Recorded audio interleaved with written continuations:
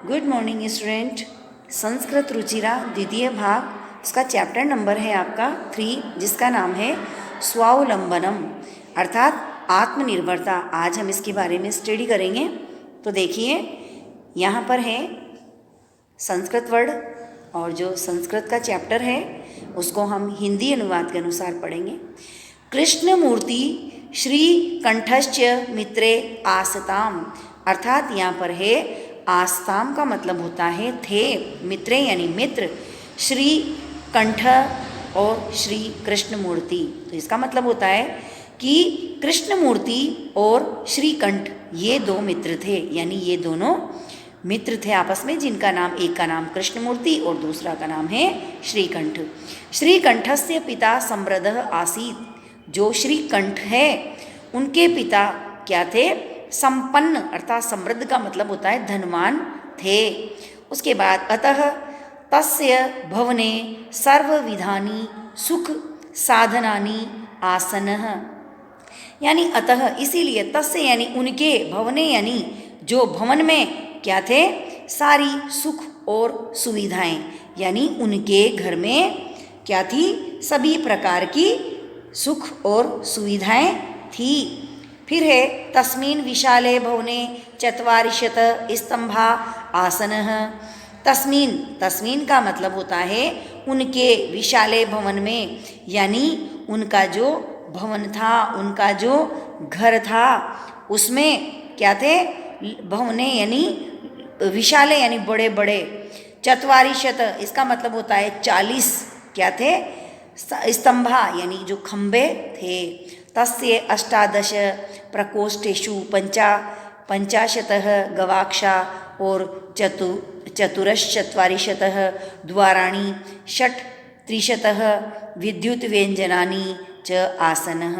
अर्थात यहाँ पर कहा गया है कि तस्य यानी उनके, अष्टादशः 18 प्रकोष्ठेषु का मतलब होता है कमरे, और पंचाशतः गवाक्षा यानी 50 खिड़कियाँ, और चतुर्चत्वारिशतः द्वाराणी, और जो 44 है वह दरवाजे थे। षट्त्रिशत विद्युत व्यंजनानि च आसनः, अर्थात उनके जो 36 बिजली के पंखे, विद्युत व्यंजनानि का मतलब होता है बिजली के पंखे, और यह षट्त्रिशत यानी 36 बिजली के क्या थे? पंखे थे। तत्र दशः सेवका निरंतरम कार्यम कुर्वन्ति स्म, यानी तत्र का मतलब होता है वहाँ पर 10 जो नौकर थे, सेवका का मतलब होता है नौकर, वह लगातार कार्य काम करते थे। परम कृष्णमूर्ते माता पिता च निर्धनो कृषक दंपति, परंतु दूसरी ओर, पर यानी दूसरी ओर या फिर परंतु, जो कृष्णमूर्ति थे उनकी माता और पिता निर्धन यानी जो गरीब किसान, कृषक यानी किसान, दंपति यानी पति पत्नी थे, यानी दंपति थे। तस्य गृहम आडंबर विहीनहम साधारणस्य आसीत, यानी उनका जो घर था, तस्य यानी उनका, गृहम यानी घर, जो आडंबर, विहीन का मतलब होता है दिखावों से रहित, साधारण, और क्या था? साधारण मतलब व्यक्ति थे, तो इस प्रकार का उनका घर था, यानी उनका जो घर था वह दिखावों से रहित और साधारण था।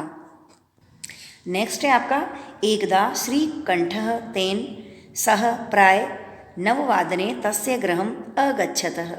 एकदा का मतलब होता है एक दिन, यानी एक बार, यानी श्रीकंठ जो है वह उनके सह यानी साथ में प्रातः 9 बजे उनके घर गए, अगच्छन यानी गए।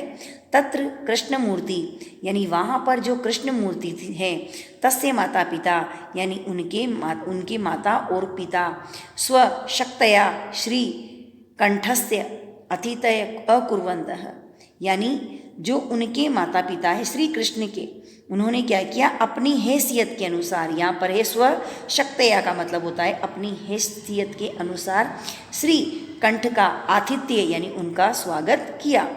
एतत् दृष्ट्वा श्रीकंठः अकथय, यह देख करके श्रीकंठ ने कहा मित्र कि हे मित्र, अहम भवताम सत्कारेण संतुष्टो अस्मि, यानी मैं भवताम यानी आपके जो सत्कार से संतुष्ट हूँ। केवलम इदमेव मम दुखम यतः तव गृहे एकोऽपि भृत्यः न अस्ति। यहाँ पर जो भृत्य है उसका मतलब कहा गया है नौकर, यानी कि केवल इदमेव, मुझे केवल एक ही दुख है, यतः कि तुम्हारे घर में एक भी नौकर नहीं है। मम सत्काराय भवताम बहु कष्टम जातम, अर्थात मेरे स्वागत के लिए आप लोगों को बहुत कष्ट हुआ होगा। मम गृहे तु बहु कर्म करा संति, यानी मेरे घर में तो बहुत सारे कर्म करा का मतलब होता है नौकर हैं, अर्थात सेवक हैं, काम करने वाले। अब नेक्स्ट है आपका तदा कृष्ण मूर्ति अवदत। तब कृष्ण मूर्ति बोला, अवदत यानी बोला, मित्र कि हे मित्र, मम अपि अष्टो कर्म करा संति, यानी मेरे भी क्या है 8 क्या है सेवक हैं, यानी मेरे भी 8 सेवक हैं।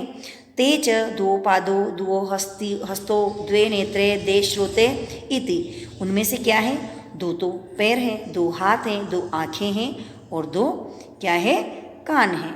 तो एते प्रति क्षणम मम सहायकम, ये हर क्षण मेरे सहायक होते हैं। किंतु तौ भृत्या सदैव सर्वत्र च उपस्थिता, किंतु तब यानी तुम्हारे जो सेवक हैं वह सदैव क्या रहते हैं, उपस्थित नहीं होते हैं। भवितुम न शक्नुवन्ति, अर्थात क्या होता है कि वे तुम तो उनके कार्य के लिए नौकरों के अधीन हो, यानी तुम तो उनके कार्य के लिए नौकरों के अधीन हो, अर्थात त्वम तु स्वकीयम भृत्यान अधीनः, तुम उनके अधीन हो। यदा तदा ते अनुपस्थिता तदा तदा त्वम कष्टम अनुभवसी, यानी जब जब भी वह अनुपस्थित होते हैं तब तब तुम्हें कष्ट होता है। और स्वावलंबे तु सर्वदा सुखम एवं न कदापि कष्टम भवति, अर्थात स्वावलंबन में तो हमेशा सुखी होता है, कभी कष्ट नहीं होता है। अर्थात यहाँ पर स्वावलंबन के बारे में कहा गया है कि हमें अपना काम स्वयं ही करना चाहिए। इसके बाद है श्रीकंठ अवदतः, जो श्रीकंठ है उसने कहा यानी वह बोला कि मित्र कि हे मित्र, तौ वचनानि श्रुत्वा मम मनसी महती प्रसन्नता जाता, यानी तुम्हारे वचनों को सुनकर के मैं बहुत प्रसन्न हुआ। और अधुना अहम अपि स्वकार्याणि स्वयमेव कर्तुम इच्छामि, यानी आज से ही मैं अपने सारे कार्य को स्वयं करता हूँ, मतलब आज से ही मैं अपने सारे स्वयं करना चाहता हूँ, मैं करूँगा। भवतु अच्छा सार्धद्वादशवादिनम इदम और सांप्रत अहम गृहम चलामी। तो इसका मतलब होता है कि इस प्रकार से अब 4:30 बज गए हैं, अर्थात यहाँ पर है सार्धद्वादशम, इसका मतलब होता है कि 12:30 बज गए हैं और अब मैं घर को चलता हूँ। तो स्टूडेंट, इस प्रकार से जो आपका लेसन है नंबर 3 वह पूरा हुआ और आप इसे अच्छे से वीडियो को देखिए और इसका PDF आपको सेंड किया जाएगा।